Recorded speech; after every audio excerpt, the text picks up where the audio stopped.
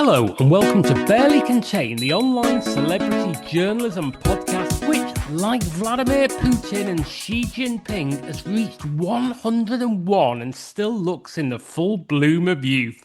I'm Matt Withers and I'm joined as ever by Chris Beckett. Matt, hello. Are you eyeing up any young people's organs? Because I am. Yeah, I've been down the car boot sale, seeing what's on offer at the moment. Just eyeing up the bargains. You know, if it's good enough for our new global international rulers, it's good enough for me.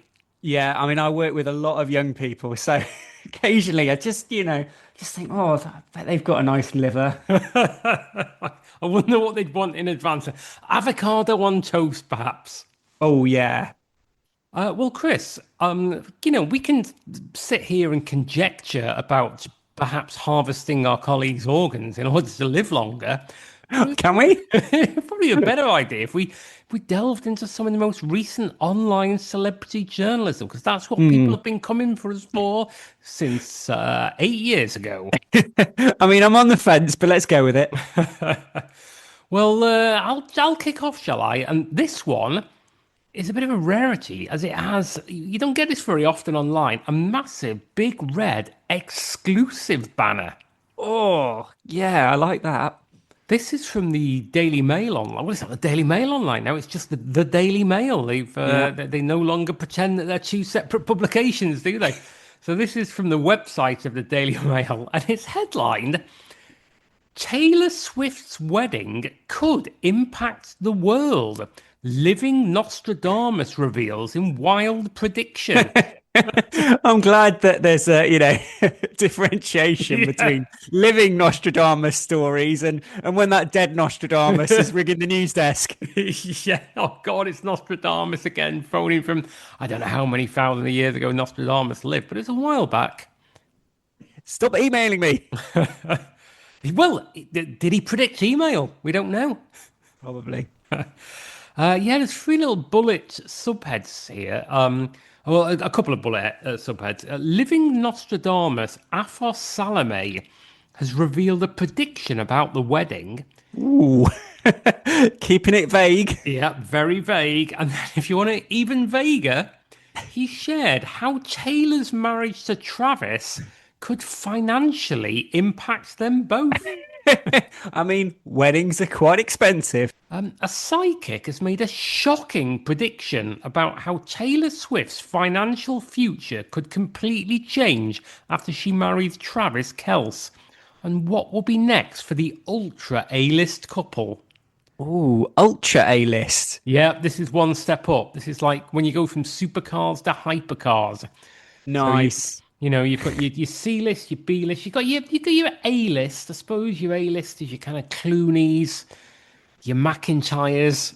And then you've got your ultra A-list, and that's Swift and Kelce. Those are the sort of people who pay extra to have like no ads on Netflix.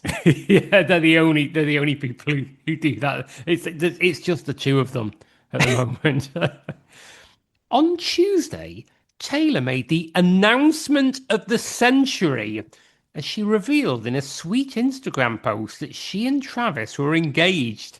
Now, I would say, Chris, that given that we're only 25 years in, that's a big claim. They're going early. Yeah, they've got to be pretty confident that nothing in the next 75 years is going to trump a pop star marrying a gridiron player. I tell you what, if I had an announcement of that magnitude, I would certainly reveal it in a sweet Instagram post. Do you think there was somebody who got engaged in 1925 and went, well, I'll tell you what, there's nothing bigger than this that's going to happen in the 20th century. I think we can safely say that this is going to be as big as it gets. Yeah. The Cruel Summer hitmaker shared photos from the intimate engagement shoot as she was surrounded by what looked to be an enchanted garden full of pink, white and red flowers. I mean, for me, Cruel Summer will always be Bananarama. Yeah, I was thinking exactly the same thing, Chris. I was thinking Bananarama did Cruel Summer. They also did Cruel Summer 89, and of course it was covered by Girls Aloud. Yeah, get your paws off, Taylor. Your English teacher and your gym teacher are getting married, Taylor captioned the set of photos, which showed the Kansas City Chiefs tight end getting down on one knee in the sea of plants and florals. Beautiful image. Do you think most Daily Mail readers know what a tight end is? Well, I would argue at least half of this podcast don't know what a tight end is. We've been to an American football game together, haven't we? Doesn't mean I understood what was going on. I like the hot dogs. Yeah, okay. The news, the news sent fans into a frenzy, with many experiencing extremely emotional reactions after they found out. Well, I want to hear some of these. Taylor even showed off her ring, which is rumoured to be 10 carats, for the first time on Thursday night as she joined Travis to watch the University of Cincinnati football team play the Nebraska the Nebraska Cornhuskers at Arrowhead Stadium in Kansas City. Wow. I mean, it's I'm like going to watch her in the Ryman's League, isn't it? I'm pretty certain I saw the Nebraska Cornhuskers at the Sheffield Lead Mill in 2001. They were very much like the White Stripes. Yeah, they were supporting Geneva. Yeah, so she showed it's rumored to be 10 carats, so they've not checked the facts there. Yeah. But of course, yeah, you're right. It's kind of like Isthmian League football. I don't know. They get massive crowds in, don't they, for college football in the States? Yeah. And while it may be unclear exactly when the two stars are set to get married, it's safe to say that it will be America's version of a royal wedding. Safe to say. Surely America's version of a royal wedding is a royal wedding. Well, don't they love yeah. that? Yes, I would say they're known to be quite partial to it. Yeah, in fact, didn't one of our royals marry an American? And I got to say, I lost touch with that story, but I think that worked out really well. Yeah, I don't think we've ever focused on that. Right, into the meat of this. According to psychic Athos Salome, 38, from Brazil, who is often referred to as the Living Nostradamus, their wedding could have a serious economic impact on the world. Oh, shit. Do I need to go to the cash point? Is this going to be like another Northern Rock? There's so much going on in that sentence, isn't there? Yeah. I mean, Athos Salome, often referred to as the Living Nostradamus. If this was Wikipedia, there'd be a little thing there to say, by whom? I mean, I feel it's one of those where one person, probably Athos Salome, has said, I'm the Living Nostradamus, and has managed to bag himself some coverage, and then it's just gone around everywhere. Do you think he's like the Radio 1 DJs of the 1970s who just made up their own nicknames? Like, literally nobody called Paul Gambaccino the Great Gambo. Gambaccini, sorry, the Great Gambo. But they made their own nicknames up. As Athos Salome just started introducing himself to people. Yeah. You can just call me the Living Nostradamus. Yeah, it's no David Kidd Jensen. Oh, I met him once. Lovely guy. Yeah. No, he was. He was a lovely guy. Salome is called the Living Nostradamus due to his numerous accurate predictions, including his forecasting of. Okay, I'm going to go on. You might notice that one of these is not like the others. Okay. His forecasting of the coronavirus pandemic, Queen Elizabeth II's death, and the Microsoft global outage. And the retirement of the animated paperclip. I mean, the coronavirus pandemic, we all knew a pandemic was sort of on the agenda apart from, it appears, the British government. Queen Elizabeth II's death, well, she was 96. The Microsoft global outage, I can't even remember. Can you? I mean, it lasted for how long? 15 minutes. Yeah. 15 minutes we couldn't use Excel. My view is clear. This event could have more economic impact than Taylor's album itself, Salome told Daily Mail exclusively. Whoa. Say that again.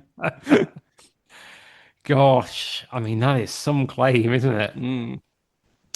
She has already shown that she knows how to turn her life into billion-dollar content, as she did when negotiating her tour with Disney Plus, the clairvoyant continued, referencing her recent documentary, Taylor Swift, The Eras Tour. Mm. If she applies the same logic to her wedding, an exclusive documentary could easily generate eight-figure revenues, Salome hypothesized. In his paper for the for Harvard. I mean, is he really predicting the future here, or just, stating the blatant obvious? Well, yeah. The Living Nostradamus, they're just stating this as fact now.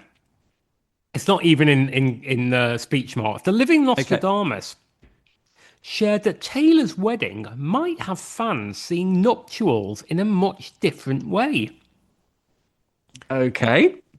For the first time, we will see a marriage not only as an intimate celebration, but as a cultural product consumed worldwide, comparable to a film or a tour, Salome said. Yes, because there's been no there's been no weddings that have ever had, global cultural significance. I mean, didn't Charles and Diana do this about 40 years ago? I mean, I was too young to remember, Chris, that's for you, but I believe it was quite a big deal at the time. Yeah.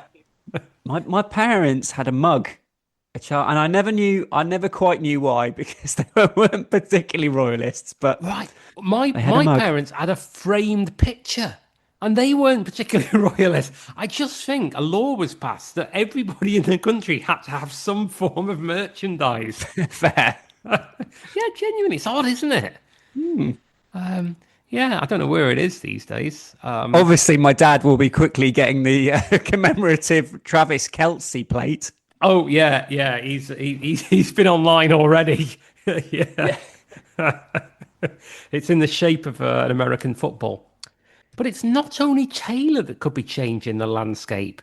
It's also Travis, her soon-to-be husband, not the Scottish band of the late 90s, early noughties. Yeah, I mean, they'll probably be at the wedding, obviously. Yep, they're going to play Why Does It Always Rain on Me? That's her all-time favourite song. Yeah. That's what she's going to walk down the aisle to. Of course, Travis has been a star player for the Kansas City Chiefs since 2013, with this season kicking off his 13th year with the team. Of course. Well, we all knew that. And according to the Psychic, Travis is no longer just a player for the NFL. He's their strategic asset. I'm getting a bit tired of Salome. Is this guy a psychic? This guy's not a psychic, is he? He's not a psychic. He's just a commentator. He's just the sort of person that you get press releases from all the time saying available for comment. The league sees the couple as an opportunity to reach new audiences on a global scale, Salome said. In his PowerPoint. They will be a bridge between sport and entertainment, he continued. I can say with certainty that not even Tom Brady and Gisele Bündchen have achieved this level of joint influence. Yes, you can say that for certainty. Goodness sake. My God, I didn't even know that Tom Brady and Gisele Bündchen were a thing. I've never really given it a moment's thought. I'm not sure they are anymore, but well, maybe they're not. He's currently in Birmingham City, isn't he? Oh yeah. Slagging off poor Wayne Rooney. Poor old Wayne Rooney. It's all right. He's got a BBC Sounds podcast now. I don't think it's got as many listeners as this one. No. But bless him for giving it a bash. Keep going. The Living Nostradamus told Daily Mail that he believed that there could be multiple business opportunities that will trickle down from their union, like a workout program or even a social impact foundation. Oh, I think I'm going to become a clairvoyant. It is money for old rope, isn't it? Money for old rope, this is. Absolute rubbish. Oh, maybe they could open a bakery. What a load of bollocks this is, isn't it? I imagine something along the lines of Swift plus Kels. Hybrid workouts, wellness apps, lifestyle products, Salome shared. God. This is just bollocks, isn't it? This man is an I mean, absolute clown. I would say, how much more of this is there left? Oh, God. Let's go on for just a bit more until we slash our wrists. Taylor dictates aesthetics, Travis performance. The sum is a global consumer ecosystem, he added. A TV show might be in the realm of possibilities too. No shit, Sherlock. Keeping What? that realm of possibility Oh my God, this very, guy very is wide. thinking outside of the box, isn't he? A TV show? What? He believes it could be something in the vein of The Crown on Netflix, which chronicles the British royal family. Now, I've not seen The Crown, Chris, but that's No. fucking fiction. That's not endorsed by the British royal family. Yeah, not really. I have no doubt that Disney or another giant is already putting together a dramatised miniseries about the couple's life, The Living Nostradamus revealed. How many times have they said the Living Nostradamus? Stop calling him the Living Nostradamus. He's not predicting anything, is he? He's vaguely speculating about what areas a famous couple may wish to make even more money from. You, you know, we're contributing to this. We're just amplifying. It's like it's like Tommy Robinson all over again. We are absolutely part of the problem, aren't we? Look, let's just have a look at maybe one or two more paragraphs of this absolute nonsense. Taylor would take care of the soundtrack. Kels would set the sporting tone. That would be my recommended Yeah, division of that's it. labour Yeah, for the well-known singer and sportsman. Yeah, I mean, you know, if I was sitting there and going, I'm just chucking it out there, but I think what people would like to see would be Travis rapping and maybe Taylor, if you could like play a bit of netball. If you could go for a conversion. a conversion. Yeah, do you know what? I've had enough of this. Are there any comments on there? Okay. Pulsar Mum Nail from Orlando said, "Isn't this the dude that predicted Kamala Harris would be president?" No, that was Rory Stewart. Hey, you never see them in the same room together. And PT 2022 of Bristol said, "So bored of the daily articles about this woman." Yeah, maybe don't look at the Daily Mail. Yeah, and this bit, you know, feels a little bit misogynist. It is a bit.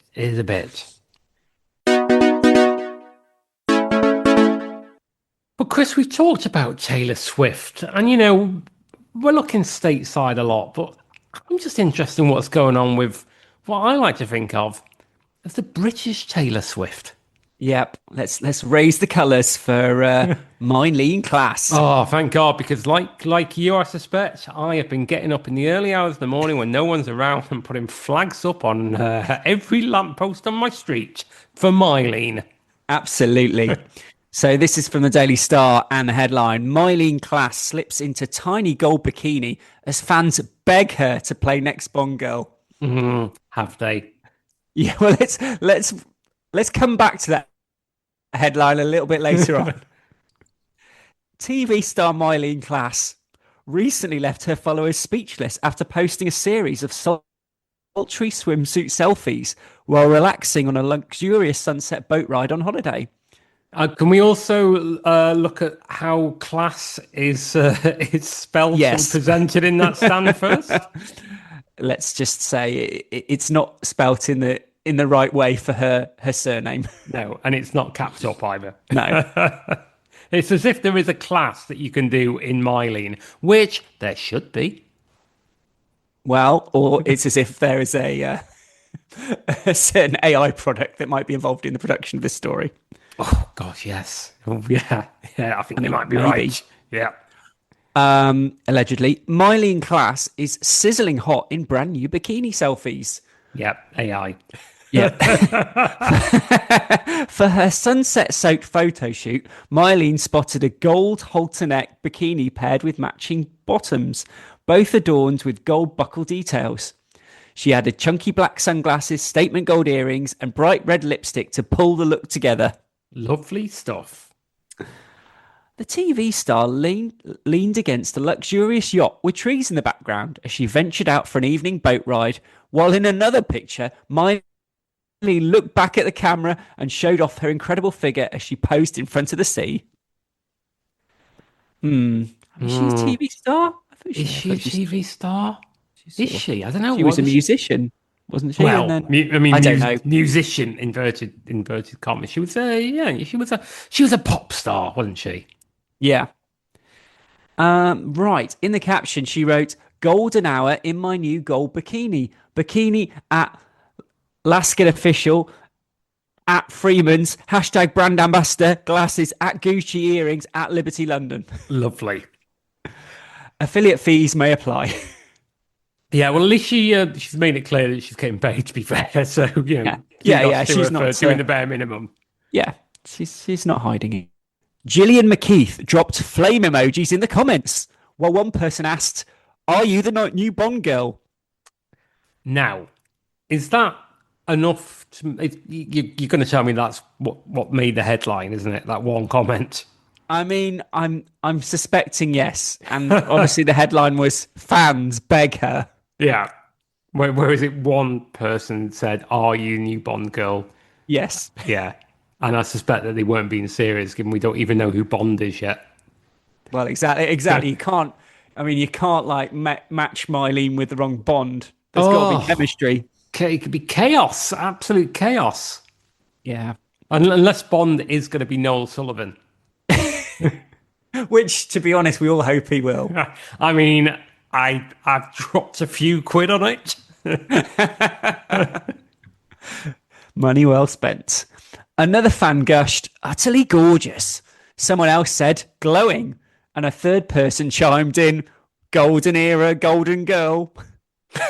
Was it Bruce Forsyth? I was going to say, I'm just imagining, like, it's like it's got. They turn kind of these stories. They turn like social media comments into sort of like wink, wink, nudge, nudge, kind of Monty Python. Yeah, golden era, golden girl. One smitten follower simply typed, "Oh my," red heart emoji. Her brand new snaps come after the TV star recently admitted that she still suffers from dental issues after eating 60 mouse tails while on I'm a Celebrity. That took a turn. She took part in the All-Star series and was crowned the spin-off edition's first winner. But 1 year later, she's still dealing with problems from the challenge. Gosh. Myleene explained, "A year later, and I'm still paying the price for winning the jungle. I ate 60 mice tails and they took their revenge on my mouth." Oh, good grief. And that's where the story leaves us, Matt. That's it. That's where it ends. It just on that cliffhanger. It's basically a lengthy description of what she's wearing, what a couple of people said on Instagram, and then it gets quite interesting when she's talking about literally eating mice tails, and it just comes to an end. What happened to her mouth? I don't know. We need to know. Are you Myleene Klass? Would you like to contact us and talk to us about what's happened to your mouth with those mouth tails? Because I genuinely don't know. My dentist has never said to me, your teeth are fine at the moment, but just be careful about eating mice tails. Yeah, exactly. More than a bit of Listerine to get that out. They really are the hidden killer when it comes to the old gnashers. Wow. Well, I mean, yeah, that I feel slightly unfulfilled by that story. So I hope you've got something great to play us out with. Well, Chris, we've talked about a couple of modern celebrities now, but I feel we need to get back onto what is on natural terra firma here and talk about a couple of the greats of show business. And that's why I've got a story from the Express headlined, The Krankies unrecognisable decades after BBC fame as they share sex admission. Right. Okay. I mean, one thing I'm going to call out straight away, unrecognizable.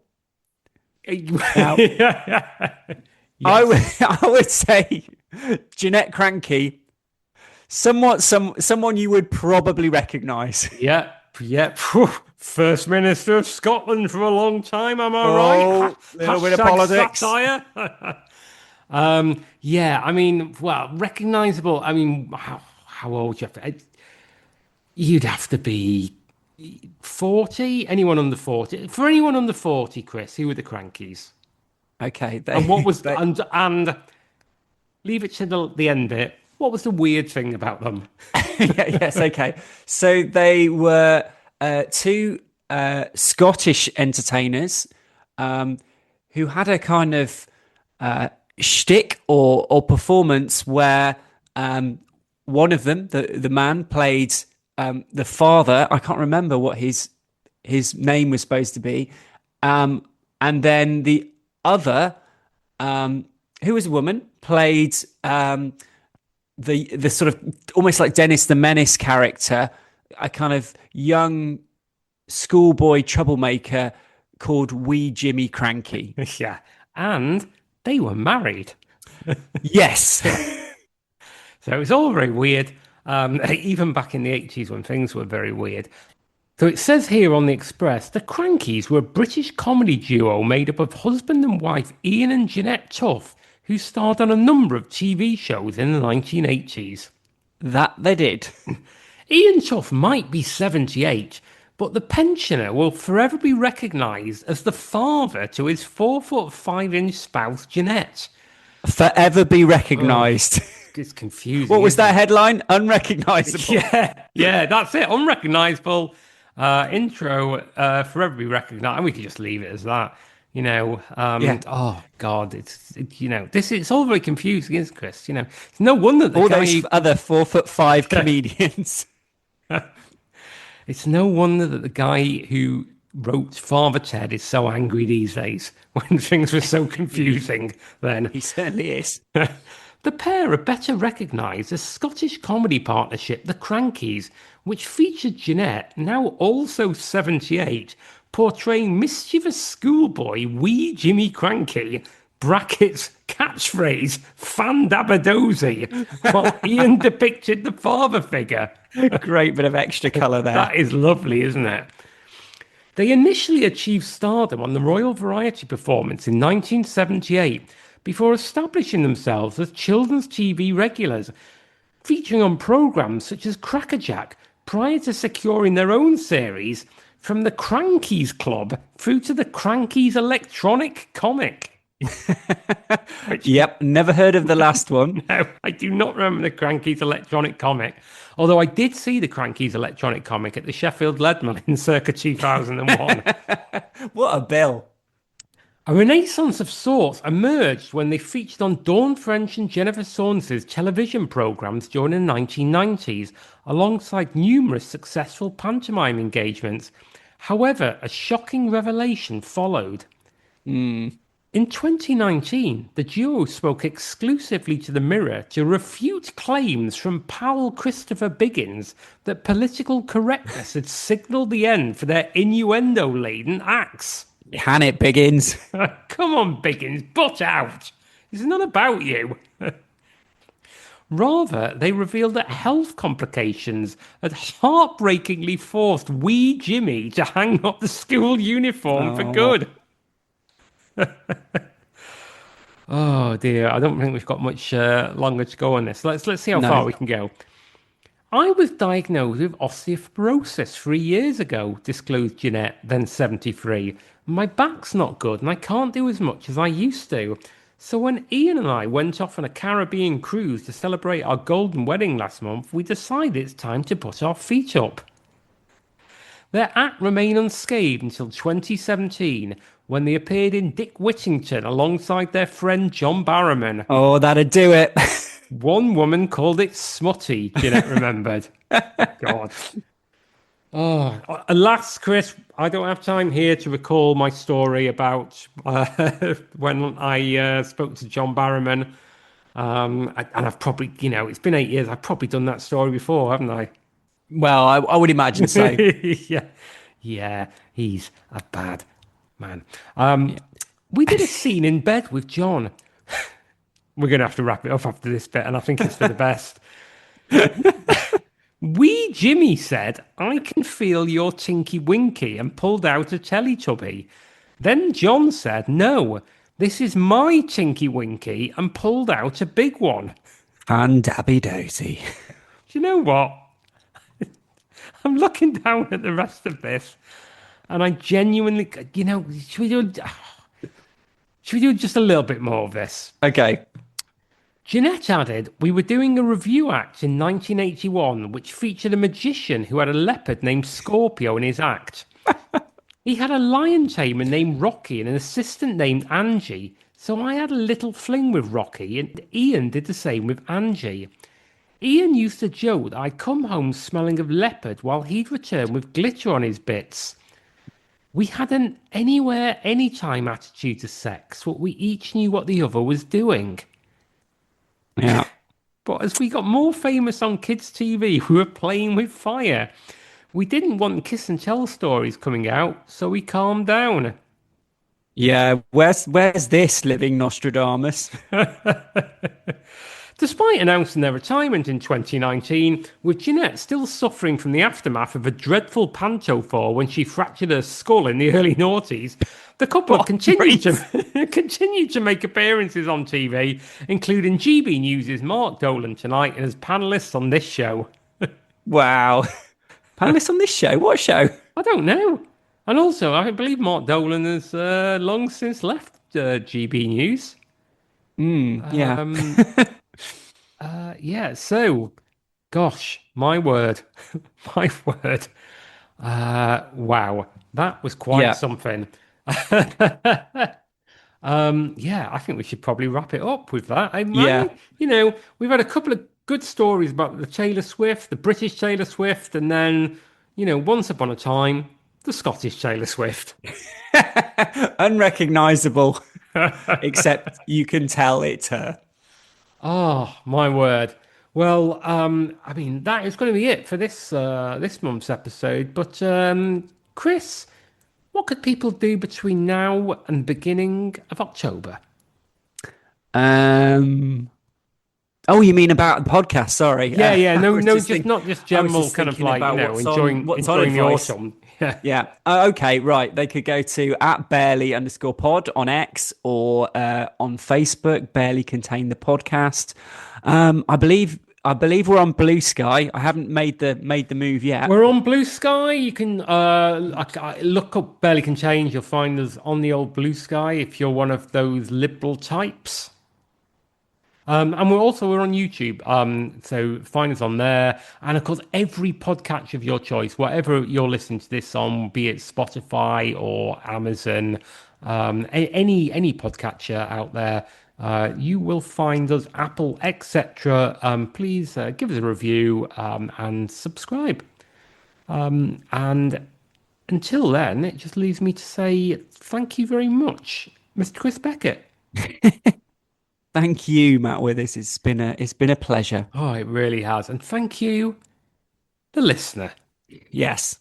Yeah, plural. Singular. Plural, listeners.